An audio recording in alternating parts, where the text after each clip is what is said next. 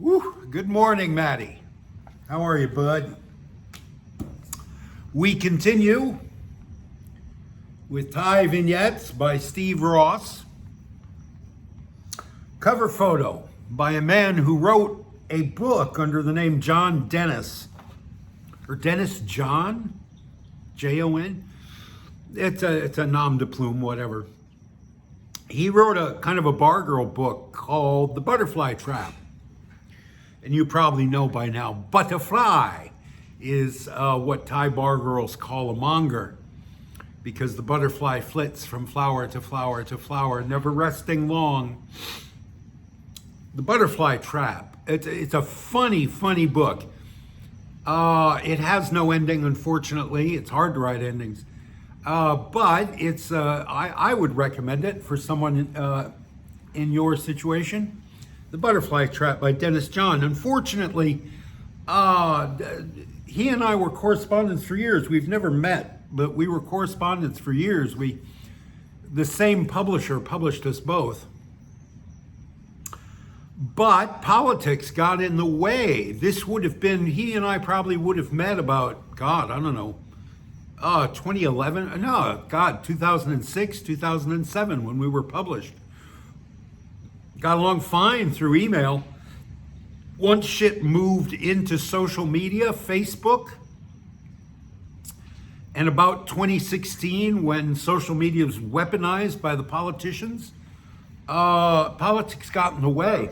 And we have very dissimilar politics. And he's very strident, and I suppose at that time I was very strident. And the relationship got very ugly and dark and fell apart, unfortunately. But that's the age we're living in. These machines, they're not good for us. I'm going to start the next story. We're almost done with this one. I think I'm going to read the books in order, chronologically, in order they were written. This first story is called An Affair to Remember.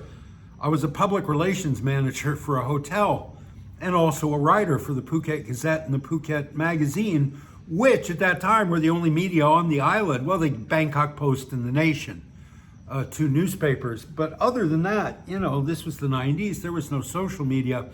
There was no Farang TV. There was a half hour of English language news on one of the channels some days. And there was an English language radio station where I'd been a disc jockey. But that was it. So everybody read the newspapers and the magazines. And because I appeared regularly, I got invited to every kind of ribbon cutting and grand opening and new product launch and everything else on the island. So everybody threw a party in those days when they launched a new product or a new service. And so this describes one of those parties. It's called, it's very early. I got up at 3:30 today. Got up to pee and just didn't go back to bed, didn't go back to sleep. So it's about 5 o'clock in the morning. But, God invented the coffee bean just for situations like this. Proof of the undeniable, generous nature of the creator spirit. Coffee. What a gift. What a gift. In the old days, all these stories are about the old days. Yeah, I'm about the old days, baby. In the old days, when you opened a new business on Phuket,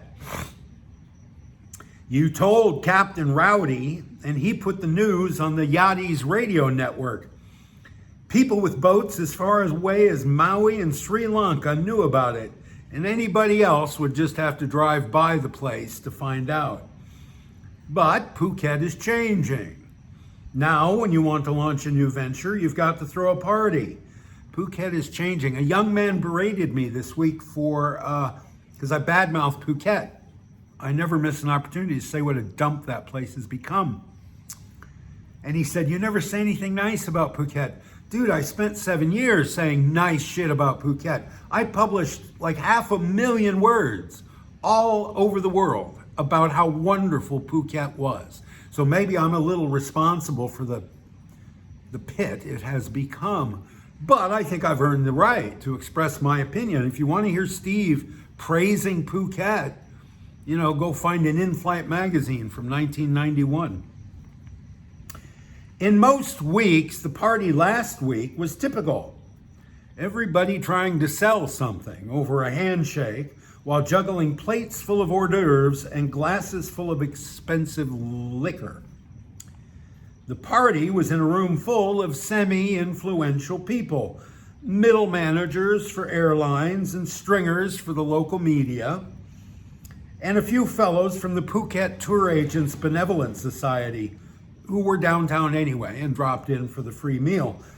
Weaving through the little clots of people was like walking through a greenhouse. You caught whiffs of gardenia, jasmine, frangipani. It was a clean crowd. The only thing that set this party, held at the Metropole Hotel, apart from the one happening at the same time at the Pearl or the Merlin or any of another dozen downtown hotels on this muggy, low-season Saturday night, was the product. Quote, a unique new concept in leisure tours, unquote, boasted the press kit, which was written completely in English and contained 41 typographical errors, misspellings, and grammar errors. But what they were selling was more than a unique new concept. It was an unbelievably nutty conceit. Just imagine a butterfly garden in the desert. Think of an Olympic bobsledding team from Vietnam. Think of a gay Jewish woman in the White House. What they were proposing, what they had in fact sunk a frightening amount of money into, was far more implausible. More implausible than a gay Jewish woman in the White House? Yeah, it was a pirate ship. It was called the Jolly Roger. And I couldn't name it in the newspaper at the time. Because after all, they'd invited me for good publicity, not bad. But the idea to me, it was a booze cruise, what we would call a booze cruise. A big pirate ship that I think had been a leftover prop from Cutthroat Island, one of, I think, the 10 most unsuccessful box office Hollywood bombs in history, shot mostly on Phuket. And they built this gigantic pirate ship for the movie and then left it on Phuket, I think, and it was purchased by this company. And they would go out and they would have dancing and music and swimming and big barbecue and booze.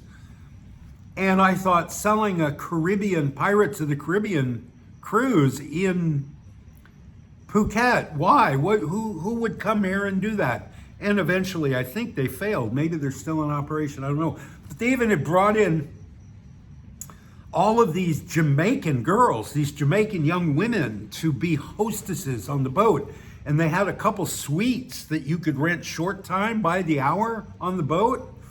And there was this vague hint of prostitution, but with black women from the Caribbean on Phuket. I now, of course, I guess, Soy Bangla is full of African hookers, not full of, but they're there, they're visible. Russian hookers, Ukrainian hookers, that would have been absolutely unimaginable back then. That was a protected profession. The Labor Department, if they found a foreign woman selling sex on Phuket, they'd have put her in jail. It's a different age, I guess. I don't know. Okay, so we're back at the party. I'm sorry, I digress. I promise I'll stop doing that. On a settee was a family well known on Phuket, consisting of an aging Chinese Thai patriarch who was there to give an aura of established success to the party, and his daughters-in-law and grandchildren, who were there to run and get him toothpicks and napkins and stuff. The American promoters who were throwing the party gave some stiff speeches, stumbling their way through Thai greetings they'd learned on the plane over from Los Angeles, and actually pointing at things with their feet. I remember this, I'll digress again. One of the promoters, young man, mid-20s, early 30s, I guess, stood up, and they had some set dressing. They had some styrofoam palm trees in the ballroom, the carpeted ballroom at the Metropole, and they had dumped a bunch of beach sand around these trees on the carpet, which I'm sure enraged the housekeepers. And this young man commented on that. He commented on the sand and how difficult it was going to be to clean that up. And he gestured at the sand and kind of stirred the sand with the toe of his foot. He encouraged 100 or so listeners watching him to look at his foot, which you don't do here. That's still 30 years later, you don't draw attention to your feet in any way. And if you have to, if you go to the doctor and you say, I got peripheral neuritis in my feet and my toes are burning, you say kotot before you show him your foot. You don't. The feet are terribly filthy dirty, aren't they? You walk around barefoot in flip-flops, you come home at night. Most of us don't bend down and scrub our feet every day. And your feet get really filthy living in an agrarian economy. So the feet are just filthy here. They're you don't gesture with your feet. You don't point at them. And this guy in his suit drinking, wine out of a plastic cup. And he's pointing at this sand with his feet. And there was like this audible gasp in the crowd that he would do something like that, where he's trying to curry favor with the crowd and you insult everybody in the room. A guy in a baggy suit that made him sweat got up and did his best to schmooze the crowd, saying at one point, the travel industry in Phuket is a rough game. It's not a game, really. It's a business. And that makes it an even rougher game. Direct quote. Rehearsal, dude. Rehearsal's important. They had a chorus of Eurasian marketing managers, including one very butch-looking woman dressed in a canary yellow zoot suit and a ducktail haircut, who gave a speech in Italian. There were only a dozen or so farang in the room, and none of us were Italian. There was an absolutely stunning girl, educated in Brussels, selling the product in 3 languages as if her life depended on it. And she changed outfits twice in the course of the evening. It was a pretty good party. Just enough people to fill the room without crowding the buffet. Just enough Thais and just enough farang, and 2 people who spoke French, which is just enough. There was food along 2 walls and on strategically placed islands on the floor. The hotel's banquet manager cruised like a shark through the room a few times, pressing the flesh and making the help stand up straight. Then he stationed himself by the doors to keep an eye on the bar. The evening went pretty late by the standards of these things, and everybody expressed interest in the unique new concept, or at least in the free t-shirts. No punches were thrown, and a lot of tickets were sold for the first season anyway. With the exception of one incident, the promoters could have considered the event a success. There had been, throughout the evening, 2 attractive young women in low-cut dresses hanging around at the fringes of the crowd.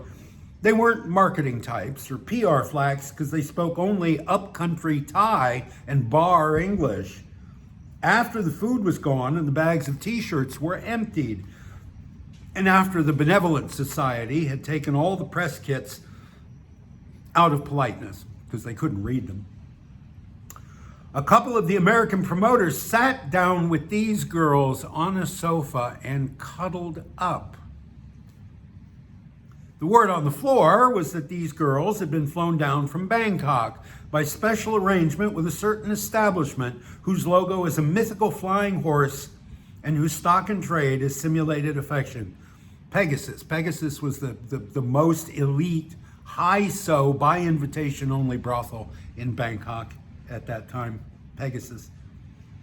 True or not, the old boys in the Benevolent Society will believe a rumor even if they know it's false. If the Suits had expected their little get-together to earn them credibility with the local business community, they can forget it now. They may be taken for chumps, taken for a ride, or taken for every penny they've got. But after last night, they'll never be taken seriously. I don't do business, but I would guess that is still true today. Maddie, if you ever decide to spice up your retirement with a business venture, don't bring any of the monger life into a business meeting or really even talk about it with anybody until the handshake is done, you're in business, you're solid together, and then likely they will take you out, and then show you a good time to seal the deal. But you don't ever do that in the light of day, in polite society. Everybody knows every man, virtually every man, is unfaithful within the commercial sex industry. And Thai women typically are relatively forgiving of that, but society at large is not.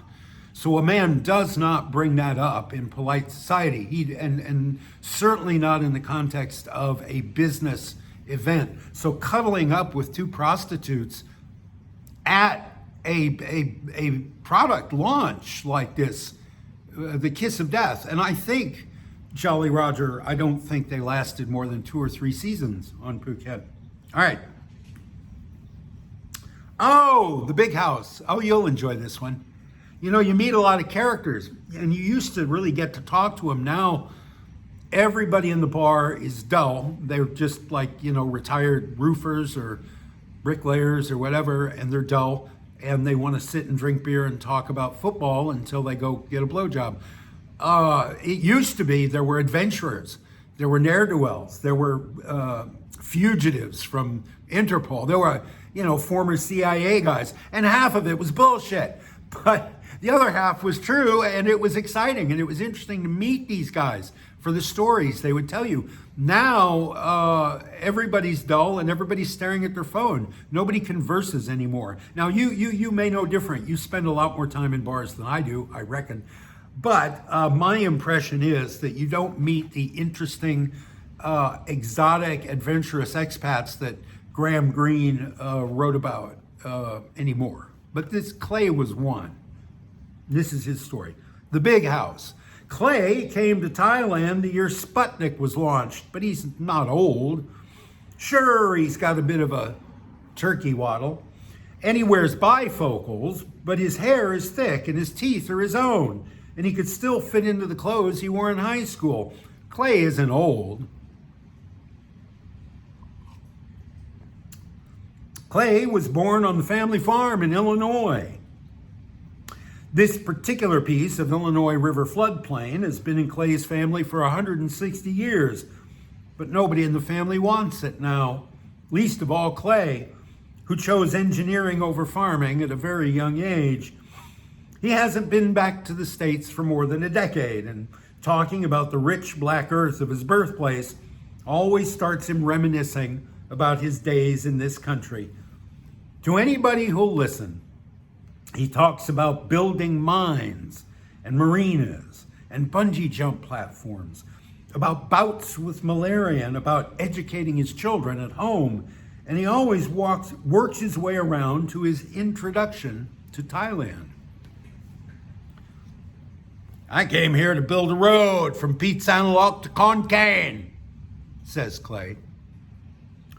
I don't know about that voice. I may change my mind. In those days, there were no paved roads outside of Bangkok, and my deadline to finish that 300-kilometer stretch of 2-lane blacktop was 4 years. It seems that when the fresh-faced young farm boy reached Pitsanulok, after a journey halfway around a much larger planet than we live on today, he found that a fire the week before had destroyed all the downtown business district, including the only hotel. No brick houses in those days. There were so many trees you never had to walk far to cut enough wood to build a house. Probably why there aren't so many trees around today. A trishaw peddler knew a place where he could stay, though, called the Big House, Banyai, just outside of town. Clay rolled up to the big house to find that it was indeed big, had plenty of rooms and plenty of young girls running around too.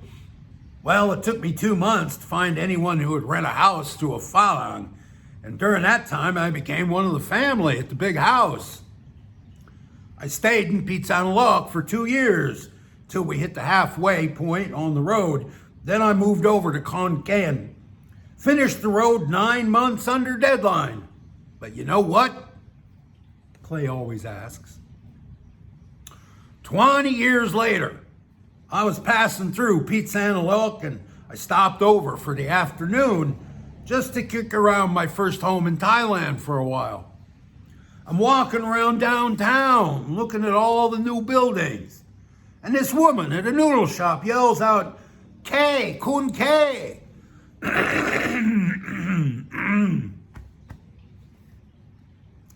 Sure enough, she's one of the old gals from the big house. That afternoon, she took me around town and reintroduced me to a bunch of the old gang. Most of them had married well or owned shops of some kind.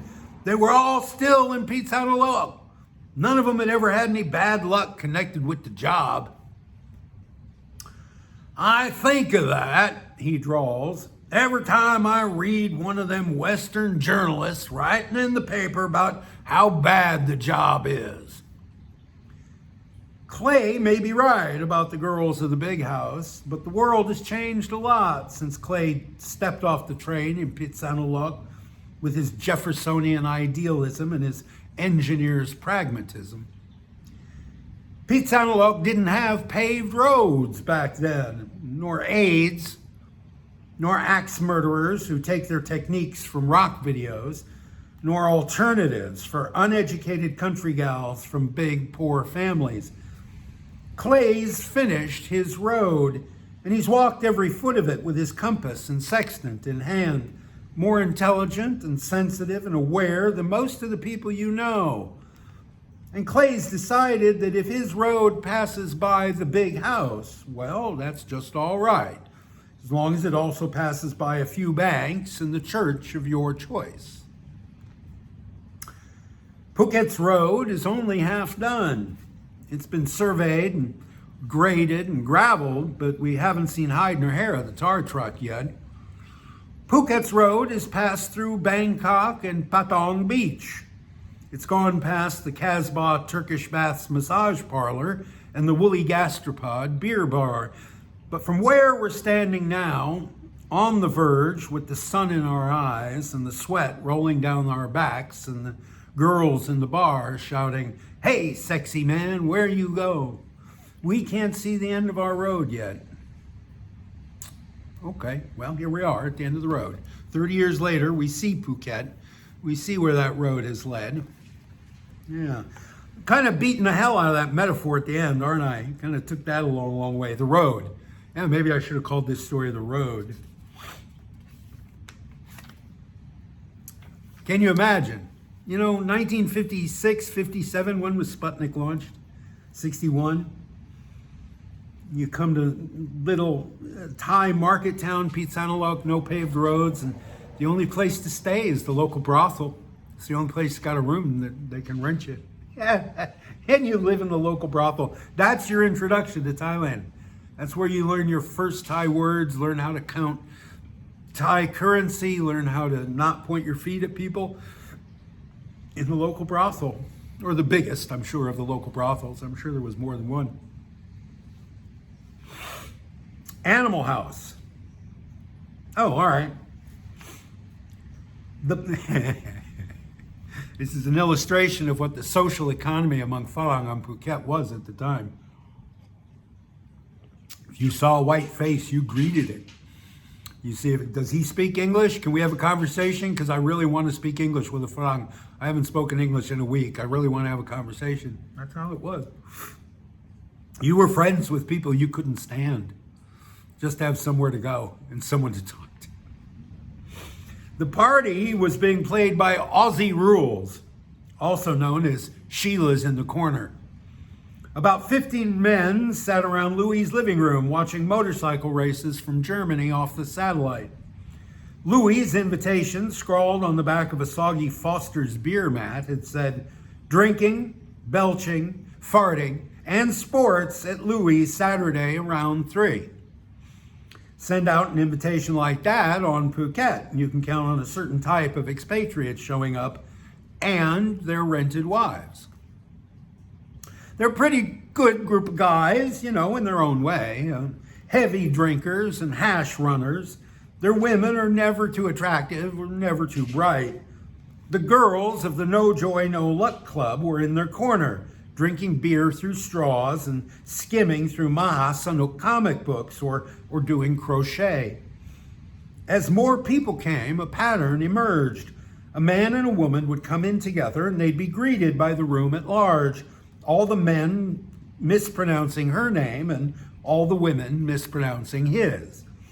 They would then part company, she going to sit in the corner and he to sit with his mates. Then both groups would settle down and the roar of Japanese engines and German engineering would compete with the rat-a-tat-tat of the knitting needles to fill the lulls in conversation. Every Thai woman used to knit. I don't see that anymore.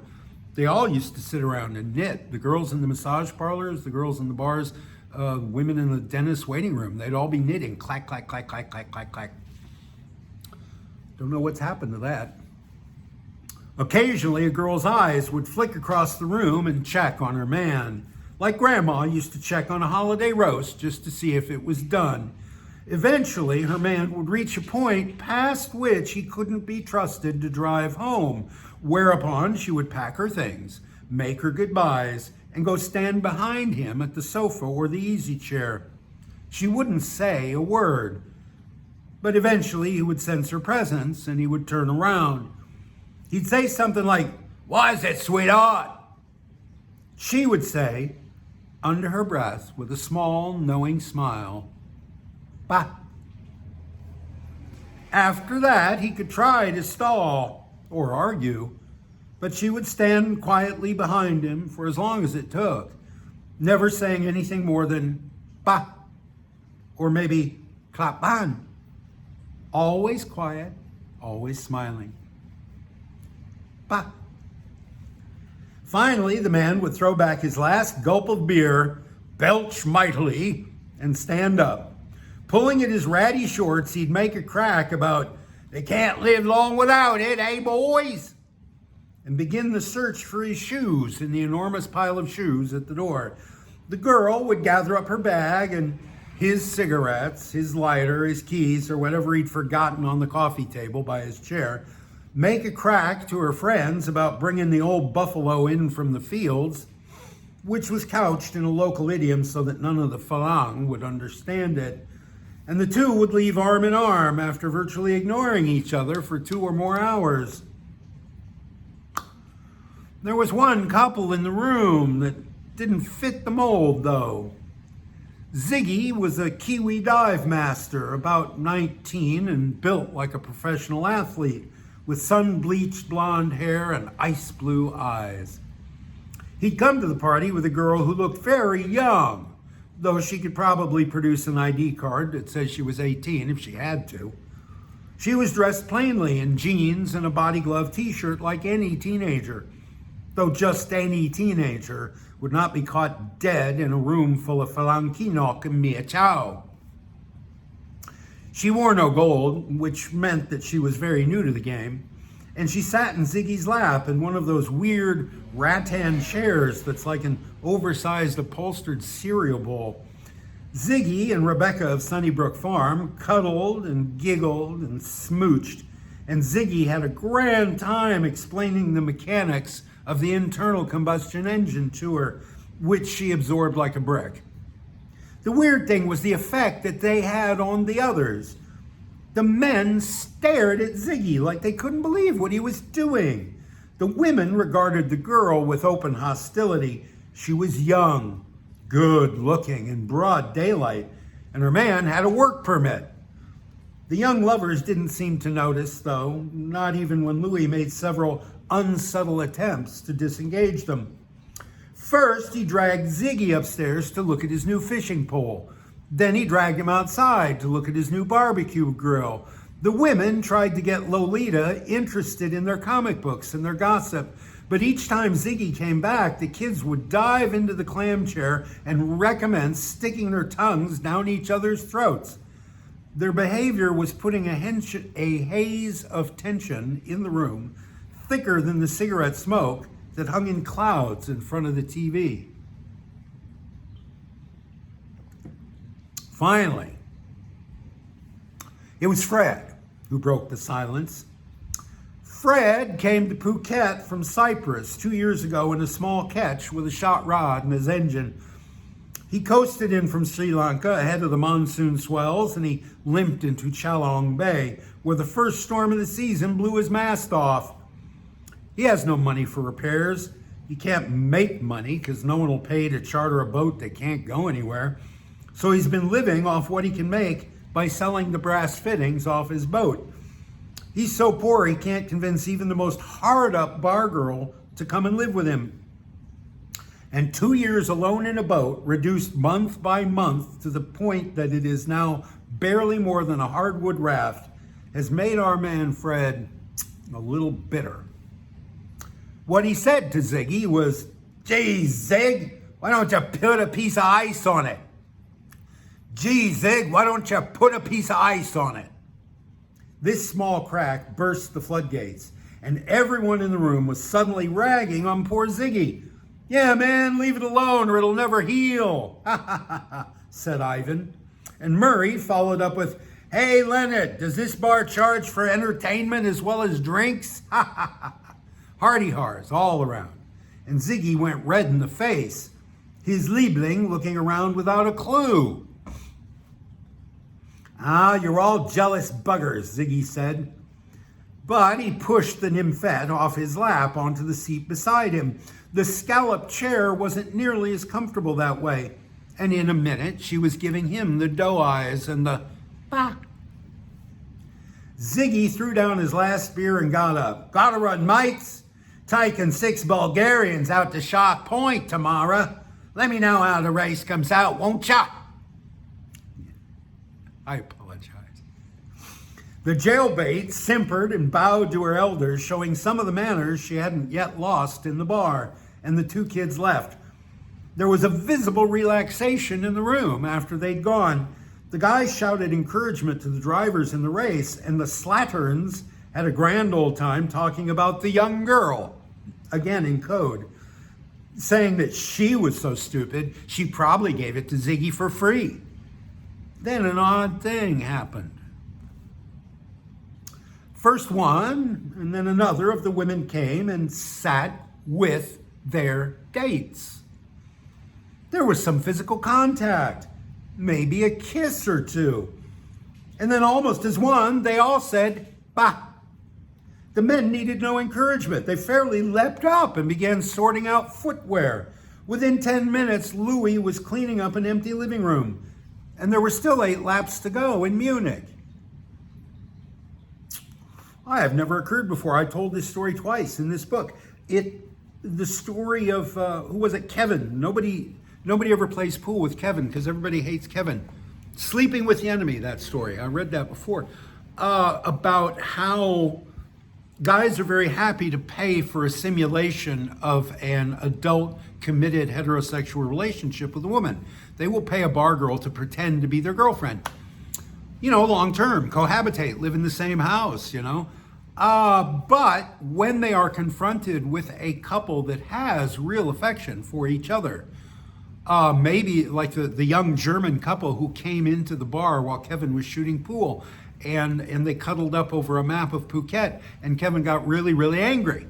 Nothing else happened except he witnessed a couple with real affection for each other. And here again, the young couple, now Ziggy probably is giving this girl some money, but she's not a hardcore bar girl, and she's not middle-aged. And what she triggered in the Falang and the Thai women present was an animosity. There is a reaction of disfavor when somebody in a transactional relationship is confronted with a real emotional connection between 2 people. Or so I observed 30 years ago. Now, of course, I don't leave this room if I can help it. So I don't see. Maybe you know better than me. The Old Man in the Sea, where are we? 34 minutes. All right, a couple more. The Old Man in the Sea. Aw, yeah, this is another obituary, my second obituary in this book. Captain Tristan Jones was born on board ship off the South American island of Tristan da Cunha. In 1924 or 1929, depending on which of his passports you want to believe, he lived in Wales until he went back to sea at age 13, and he washed up on Phuket in 1986. Oh, excuse me. Tristan was not a big man physically. At his youthful peak, he only weighed 120 pounds. And when he was pushing his boat Sea Dart across Brazil's Mato Grosso, the leeches, malaria, and a 4-foot-long tapeworm brought him down to just 80 pounds. By the time Phuket knew him, his stature had been even further diminished by the loss of both of his legs at the hips. But he lived a fuller life, if you can believe his books, than any other 10 men you know. There is a exhaustive biography of Tristan called Wayward Sailor, which proves that, probably more than half of what he wrote in his books was lies, or him telling other people's stories with himself as the protagonist. But the guy could write. He left school at 10, I think, went to sea at 13. Guy could write. Was very glib and could really tell an adventure story. And he liked to tell them in the first person. He liked to say they were all about him. Anthony Dalton wrote that book. Tristan himself, I think, wrote 21 books about his life, all about Tristan. And that's why I was fascinated with this guy. He made a writing career doing just memoir. And he was hugely prolific and he was hugely popular. There was a time when any cruising yacht in the world would have a couple copies of Tristan's books on board. Tristan Jones, and he ended his life in abject poverty, lost both legs to diabetes, and was in a wheelchair, a very bitter, grumpy old man on Phuket, and he couldn't go anywhere. He was stuck there, a prisoner in paradise. Tristan had 3 destroyers torpedoed out from under him in World War II. Then he went on to become a Germanophile and named the last boat he would ever sail in after a German mate. He covered 420,000 miles in small ocean craft, 180,000 of those miles alone. He sailed across the Atlantic 20 times, 9 times alone. And by sailed, I mean under sail. He was working before routinely they put, motors in sailboats. And he delivered yachts, brand new yachts. People would buy a yacht in Europe, want it shipped over to the States or vice versa. He'd be the guy you'd call. Single-handed sailing across the Atlantic 9 times alone. He lost his left leg in 1982 and logged 26,000 more miles under sail before losing the right leg in 1987. He sailed his boats on Lake Titicaca and the Dead Sea, the highest and lowest navigable waters on the planet. He was frozen into the Arctic for 18 months with only a one-eyed, 3-legged Labrador retriever and the complete works of William Shakespeare for company. Yeah, probably his best-known book is called The Amazing Voyage, or The Incredible Voyage. He starts at the Dead Sea, the lowest water on the planet, and he sails a boat single-handedly, a little tiny boat, all the way to Lake Titicaca in South America, the highest navigable water on the planet, uphill all the way, sailing a boat, pushing a boat, pulling a boat, and paying to have the boat put on elephants and carried, The Incredible Voyage, an amazing book, an amazing life, if he did even half of it. And this one, in his last adventure, Tristan Jones took a native longtail boat, crewed by his nearly blind German mate and 3 Thai teenagers, one with only one arm, one with only one leg, and one with a cleft palate, across the Kra Peninsula from the Andaman Sea to the Gulf of Thailand, just to prove that it could be done. Then he took that same longtail boat up to Pak Nam and on through Bangkok, Ayutthaya, and finally up the Ping to Chiang Mai. That historic trip took a heavy toll on Tristan's health, and he lost his second leg soon after it. In the years that followed, he was, for all intents and purposes, housebound. Phuket is an incestuous little rock, and within hours of Tristan's death on June 21st, 1995, there were rumors that his neighbors were already plundering his house. Friends rushed over, but as it turned out, they needn't have bothered. At the time of his death, his entire estate consisted of a desktop computer, a fax modem, an old TV, a small but decent library, and his clothes. That was it. Nothing at all that the Chow Ban of Rawai Beach would think worth stealing. All of this was in his bedroom, which also served as Tristan's study, dining room, and prison cell for the last years of his life. I got an itch.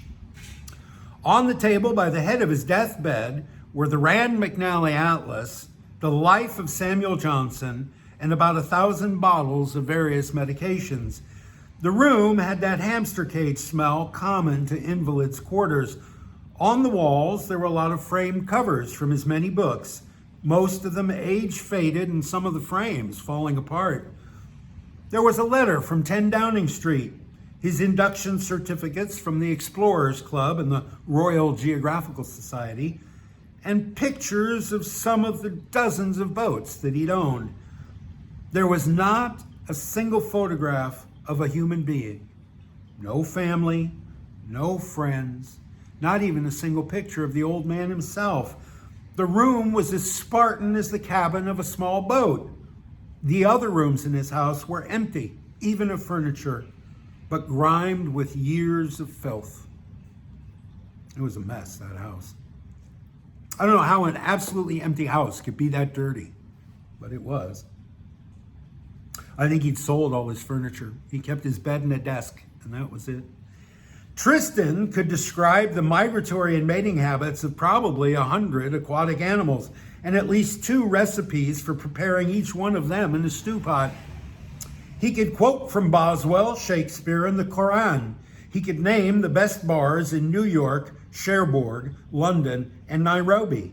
He had, in the course of his life, dined in the company of royalty and murderers.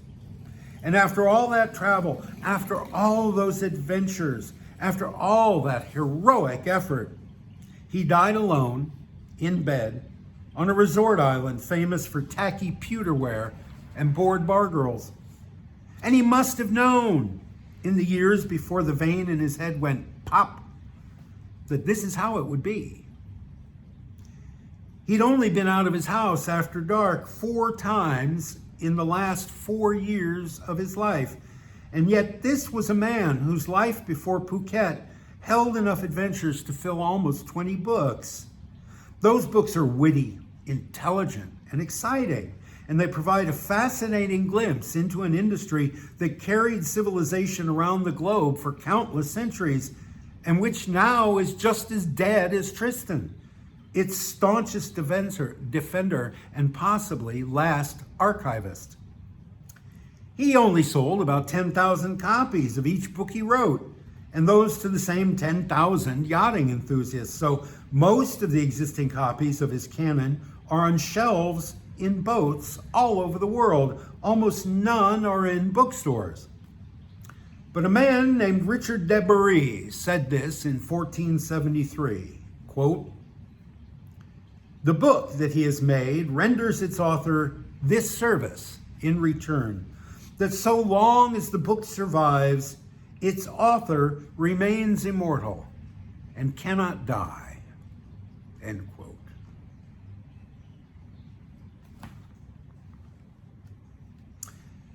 Tristan may have finished his life alone and in a place he never wanted to be. But as long as people still read about the sea, he'll never be forgotten.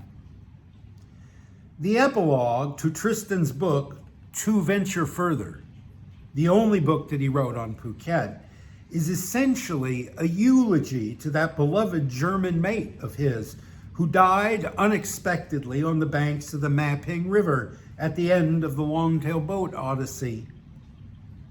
And here are the last words on the last page of Tristan's last adventure. Quote, We shall meet again, he and I, and laugh together again, even as we laughed together on vast oceans and dangerous rivers at death's feebleness, end quote. Dude, he could construct a sentence. Tristan could. Yeah, his German mate was found dead in the parking lot of a brothel in Chiang Mai, not on the banks of the Bang River. But yeah, at the end of the longboat adventure, the nearly blind German mate died under mysterious, perhaps drug-connected circumstances. And I think, there is in Anthony Dalton's biography questions made of Tristan's sexuality.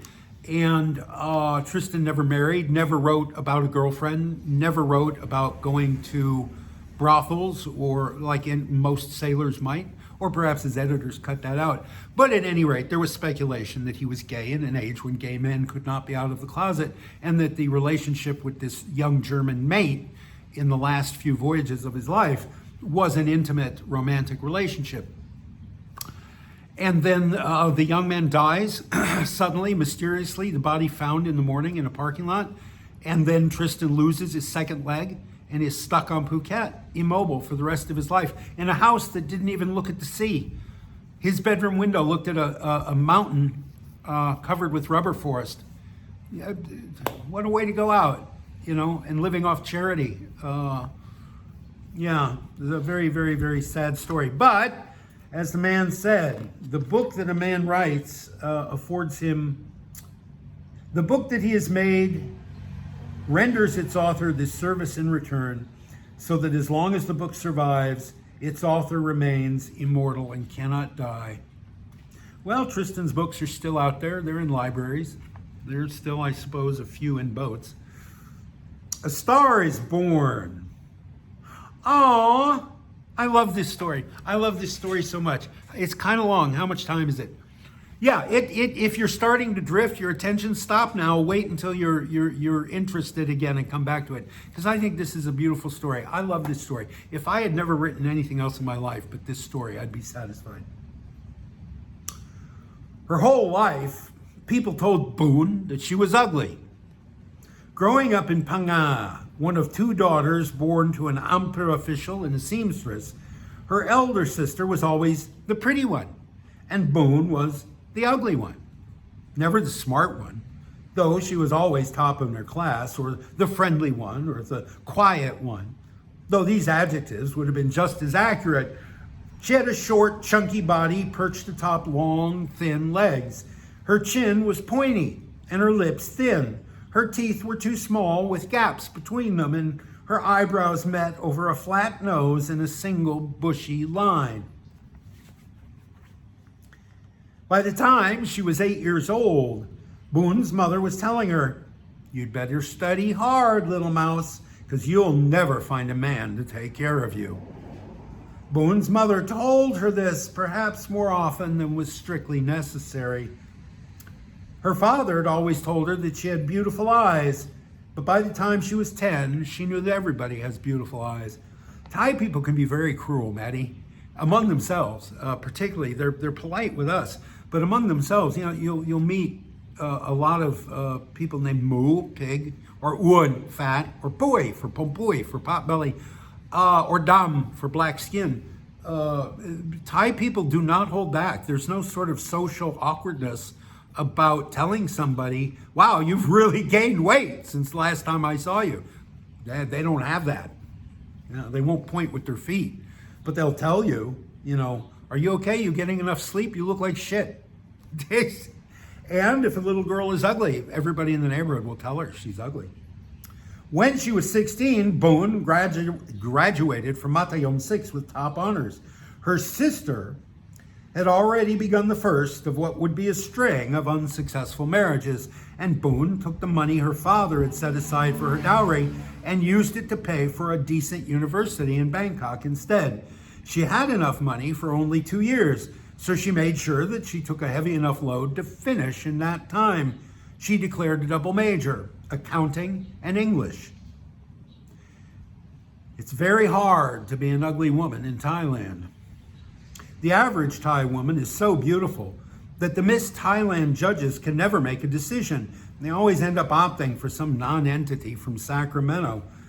Boon was popular in the girls' dorm, but she knew that behind her back, her friends called her Gao Nama, or horseface. On nights when all the other girls had dates, Boon went alone to the movies. She just loved the movies. After graduation, again with top honors, Boon came back south. She had no idea what she could do with her degree in Phang, but this was 1968. She heard about someone building a hotel on Phuket who might need bookkeepers. Boon started as the night auditor at the first big resort on the island. That would be Club Med. She liked working nights. The money was better, and she had no social life anyway. She was often called on to deal with foreigners, since she was the only person on the night shift who spoke decent English. After a year, she was made a guest relations manager and then night duty manager. She spent her days going to movies and taking lessons in French, Italian, German, and Japanese. 2 years later, she was receiving Christmas cards from 5 continents. Today, she'd be studying Mandarin and Russian. Through the 70s and 80s, Phuket grew, and Boon's career grew with it. In 1972, she moved to a newer, bigger resort, and again in 1975.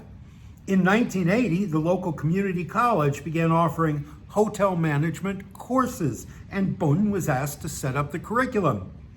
Her students loved her, and the final exam was always to view and critique the movie Grand Hotel.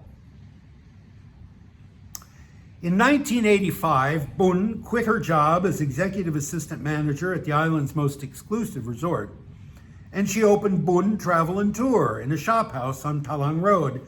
Most of the people working the tour desks in the hotels were Boon's old students. And they sold a lot of tickets for Boon Travel and Tour. Within a year, Boon had moved out of the shop house and into a suite of offices at the Night Plaza. And 2 years later, she occupied the top 2 floors of that building. By last year, Boon owned a fleet of tour coaches and minivans, several speedboats, and 2 charter fishing boats, a car rental agency, an Italian restaurant, and controlling interest in the butterfly garden. Boon knew how to delegate authority, so the business tended to run itself without too much work on her part. She had a lot of free time as she glided through her middle years, and she divided it between movies and an interest in Buddhist meditation. She'd begun to receive gentlemen callers about the time she was elected recording secretary to the Thai Hotels Association's Southern Chapter, usually handsome young men from good families but with no incomes. Boon figured that if she was never going to find a man to take care of her, she didn't want to settle for a man she'd have to take care of. And gently but firmly, she sent all these suitors away. Eventually, they stopped coming, and Boon didn't miss them. It was at one Friday evening meditation class that she met Pipon. They introduced themselves as they arranged their mats and pillows, discovered a common interest in foreign movies, made some light eye contact, and throughout 2 years of lectures and meditation, 2 hours of lectures and meditation, they were both acutely aware of the other one's presence. Pipon was Chow Ko, a 7th generation Phuketian. He was short and thick and black as pitch, with hands as big as house pets. As a youth, he'd earned some fame as a boxer, but it was his skill as a plumber that brought him up in the world. Pipon's father had established a small plumbing firm during the days of tin mining on Phuket. He put latrines into work camps and brought indoor plumbing to the houses of the European engineers. When Pipon was 17, his father died, and as eldest son in the family of 6 kids, he took over the business. Pipon worked like a dog, always alone because assistants cost money, for 10 years to support his mother and his younger siblings. He dug up old septic tanks, he pulled cobras out of drain pipes, and he irrigated shrimp farms. He incorporated a Suksabai plumbing company in 1962. He never had time for a wife, but in 1979 he became the first person on Phuket to own a video cassette player. People just loved the movies. When his youngest brother graduated from Prince of Songkla University and his younger sister had been placed into a good marriage, Pipon thought he should take some time off. That was 1975, and Pipon was 30 years old. He had no idea there was a tidal wave of tourists just about to break over his island.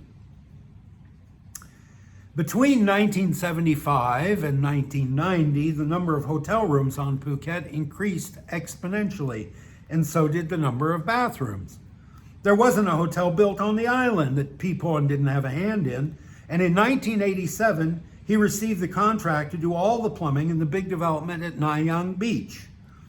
1,300 guest rooms, 200 condominiums, 50 food and beverage outlets, 10 swimming pools, and 72 holes of golf, and Suksabai, Contracting and Interior Decorations Limited, laid every foot of pipe, installed every sink, every shower and bidet, every mirror, light fixture, and hot air hand dryer.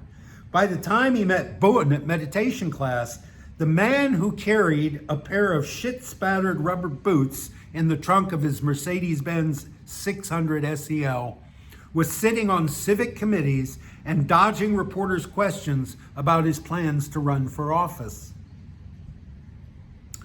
When the meditation class finished, Boon and Pipon lingered and talked. He noticed that this woman, while she wasn't beautiful, didn't giggle and talk nonsense, and she was tall, which he liked. She noticed that this man, though he was not handsome, had a compact strength about him and big scarred hands, which she liked. In the asensual atmosphere of the Samnaksong, with both of them dressed in white and displaying no ornaments, Pipon lost his natural shyness, and he asked Boon if she'd like to see a movie with him sometime. Boon said yes. They watched Kurosawa's Seven Samurai and ate half a gallon of Haagen-Dazs ice cream together, seated at opposite ends of a big sofa in Pipon's mother's house. The following week, they watched Fred Astaire and Top Hat at Boon's condominium and ate sushi that Boon had learned how to prepare on an incentive trip to Japan.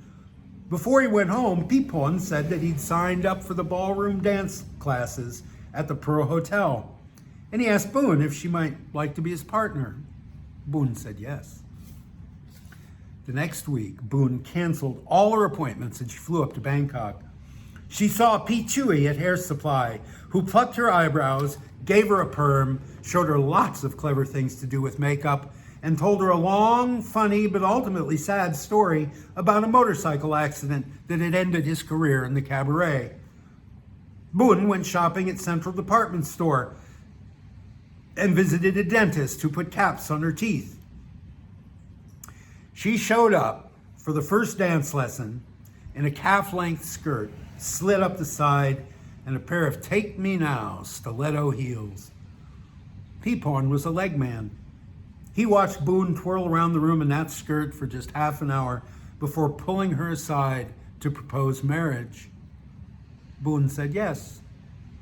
They were married on a Sunday, and 400 guests attended the reception.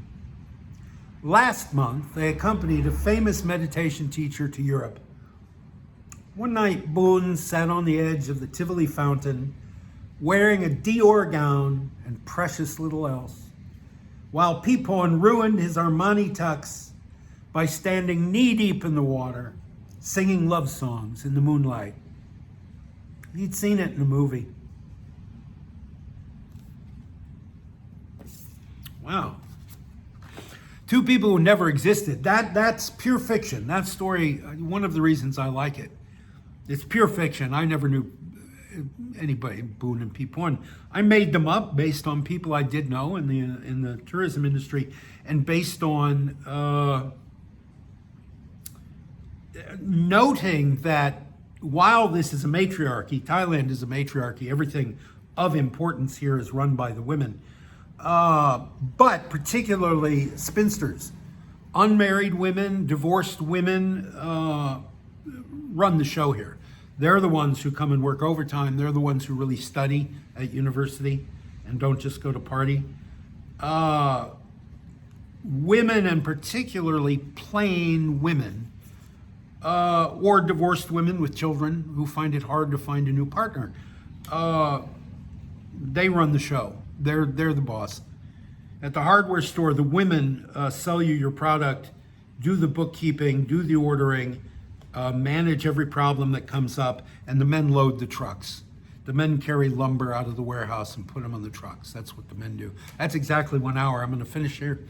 Maddie, have a great day. I'll talk to you later, bud.